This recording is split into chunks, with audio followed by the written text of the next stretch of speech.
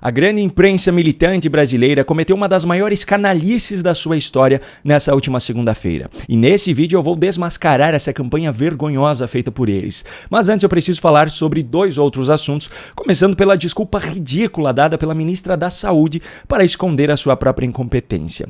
Em uma entrevista concedida à CNN Brasil nessa segunda-feira, Nízia Trindade, a ministra da Saúde no governo Lula, afirmou que o grande problema da Covid-19 ainda são as fake news. Curiosamente, essa declaração foi feita por ela no mesmo dia em que veio à tona a notícia de que o governo Lula ficou sem estoque de vacinas para a Covid porque 1/3 do lote comprado da farmacêutica Moderna simplesmente venceu sem ser usado. Só que isso, obviamente, Nízia Trindade não disse na sua entrevista. A mesma Nízia Trindade, por sinal, precisou admitir recentemente que o seu ministério já sabia dos casos de transplantes com órgãos infectados pelo HIV no mês anterior ao vazamento na imprensa. Mas, segundo ela, as investigações foram interrompidas por falta de evidências. Eu me pergunto, será que a ministra realmente não sabe que investigação serve justamente para encontrar evidências? Até porque, se houvesse evidência suficiente, nem era necessário fazer uma investigação?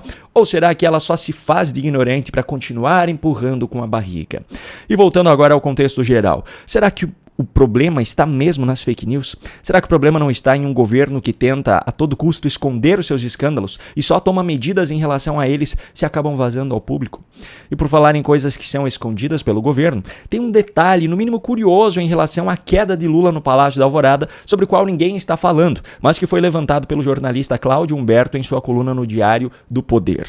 Já se sabe até o momento que a queda de Lula ocorreu durante o banho, quando um pé do banquinho que ele estava sentado se quebrou, fazendo com que o presidente fosse ao chão e batesse a cabeça. Só que o jornalista prestou atenção no seguinte ponto: por que Lula estava tomando banho sentado?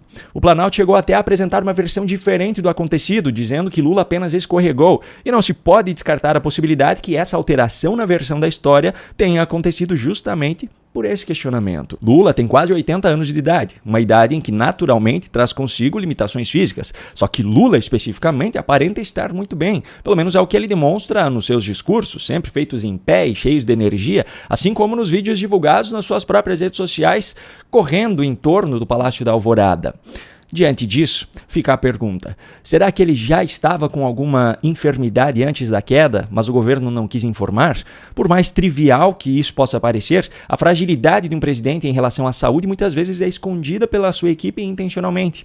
Será esse o caso de Lula nesse momento?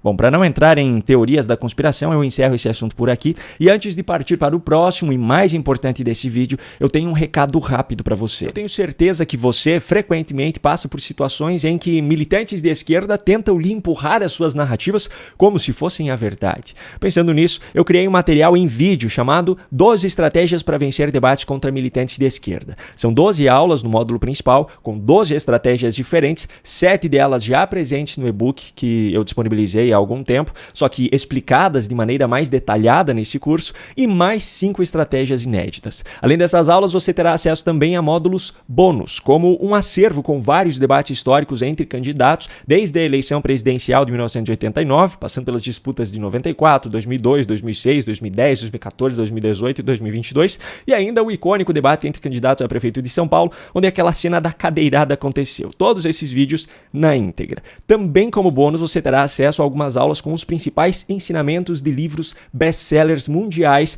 que ajudarão você a se tornar imbatível contra a militância de esquerda. E que fique claro, isso não se aplica apenas a debates entre políticos, candidatos, em público. Não, vale para aquelas discussões do dia a dia com amigos, colegas de trabalho, familiares, etc.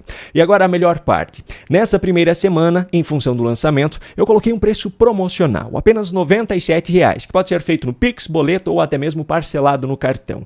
A partir da próxima semana, aí o preço já será mais alto. Clique no link que eu deixei aqui na descrição do vídeo ou aponte a câmera do seu celular para o QR Code que está aparecendo aqui no canto para ter acesso a esse material exclusivo. Eu espero você lá. Aproveite o preço promocional válido apenas para essa semana. Na próxima, o investimento para ter acesso a esse material já será maior. Agora sim, vamos aos fatos. A grande imprensa militante brasileira cometeu uma das maiores canalices da sua história nessa última segunda-feira e nesse vídeo eu vou desmascarar essa campanha vergonhosa feita por eles. Me permita contextualizar aqui a história. O segundo turno das eleições em Fortaleza está sendo disputado entre André Fernandes, do PL, e Evandro Leitão, do PT.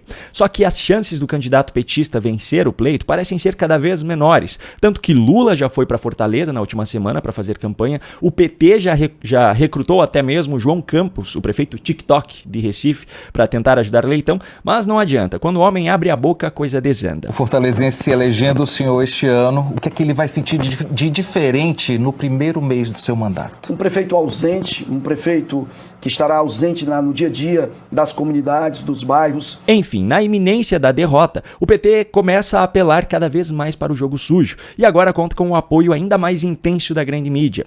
Veja só o que foi exibido no programa Central das Eleições da Globo News no fim da noite dessa segunda-feira. A gente foi para o intervalo com o Gabeira falando que estava pasmo com as declarações do candidato André Fernandes do PL. A gente pegou uma em particular muito preocupante, porque não tem nada, tem a ver o que ele pensa de feminicídio. Vamos dar uma olhadinha? Depois puxaram e começaram a falar de outra questão que foi sobre feminicídio. Ah, mas o feminicídio aqui no Brasil, tantas mulheres morrem por dia. Tá, dane-se. E quantos homens morrem por dia?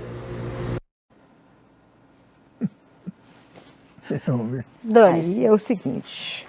No comment. Aí tem uma não tem só misoginia, né? Tem uma ignorância também ativa, né? Uma ignorância orgulhosa sobre indicadores de criminalidade, sobre o que é a violência no Brasil, como ela se manifesta e em que motivos. Nossa, que absurda essa declaração de André Fernandes, não é mesmo?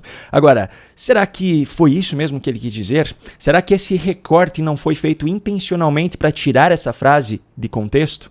Pois é, esse é mais um caso de uma simples investigação que esses pseudo-jornalistas deveriam ter feito antes de exibir e comentar sobre esse material, mas não fizeram, porque não são jornalistas, são militantes de esquerda. E não são os únicos, porque desde a noite de domingo, outros veículos de imprensa estão publicando matérias sobre o mesmo recorte, dizendo que o candidato André Fernandes menospreza feminicídios, como é o caso do UOL, do Hora do Povo, do Diário do Centro do Mundo e do Diário Carioca. Todos eles mostram qual foi a origem da publicação desse recorte específico, o deputado José Guimarães, do PT, mas também consta em todas essas matérias que não seria possível saber a data em que a gravação foi feita. E isso é uma mentira, porque no vídeo publicado por Guimarães é exibida a data do vídeo em um determinado momento. O que eu fiz então? Simplesmente fiz aquilo que qualquer jornalista com um pingo de ética deveria ter feito, procurar o vídeo original, e agora eu vou mostrar para você um recorte que mostra todo o contexto da fala de André Fernandes. Que fique claro desde já, eu não estou dizendo aqui que foi certo ou errado o que ele disse, eu estou apenas dando a você a possibilidade de fazer o seu próprio julgamento de acordo com o que ele realmente disse, dentro de todo o contexto em que ele estava abordando, que era sobre a entrevista de Bolsonaro à Globo News no dia 4 de agosto de 2018. Vamos ao vídeo. Falaram sobre o preço do combustível, e aí vai baixar, não vai baixar? Vai... E Bolsonaro deu uma resposta simples: olha, eu não quero privatizar a Petrobras, eu não tenho isso no meu plano. Vamos tentar de tudo para resolver o problema do preço do combustível. Se não tiver jeito, se não tiver opção, vamos privatizar. Vamos privatizar. E ele fala isso de um jeito simples, que se fosse outro presidenciável, ia enrolar, ia falar com palavras bonitas, algo errado. Então assim, ponto para Jair Messias Bolsonaro nesse quesito. Depois puxaram e começaram a falar de outra questão que foi sobre feminicídio. Ah, mas o feminicídio aqui no Brasil, tantas mulheres morrem por dia. Tá, dane-se. E quantos homens morrem por dia? Ah, mas morrem 2 trans por dia. Meu irmão, morre 100 héteros por dia, 200, 1000, não sei. Pra que essa divisão?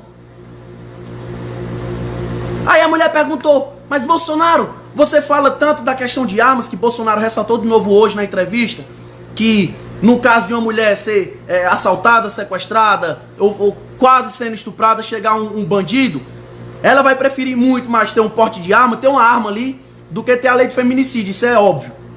E a jornalista pergunta: Bolsonaro, como é que você acha que uma arma protegeria uma mulher nessa situação? Ora, meu irmão, como é que uma arma vai proteger uma pessoa?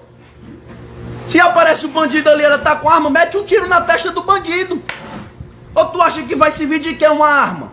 A arma é pra se defender mesmo. Ah, mas se liberar as armas, os bandidos também vão chegar armados. Ô meu irmão, qual é o bandido que não tá armado hoje em dia? Pois é, o ponto central do argumento dele não era menosprezar o feminicídio, mas criticar o fato da ênfase dada a esse tipo de divisão. Se isso faz com que a fala dele seja correta ou errada, é um julgamento que você vai fazer de acordo com o que você assistiu. Mas o fato é que foi isso que ele realmente disse. O fato é que esse pseudo-jornalismo canalha, mais uma vez, está tentando manipular a opinião pública, com informações distorcidas e com opiniões e militância política travestidas de jornalismo. Isso é desonesto e o povo brasileiro precisa saber a verdade. Você pode fazer a sua parte agora compartilhando esse vídeo ou pelo menos clicando em gostei para que o algoritmo do YouTube leve esse material para mais pessoas. Um grande abraço e até a próxima.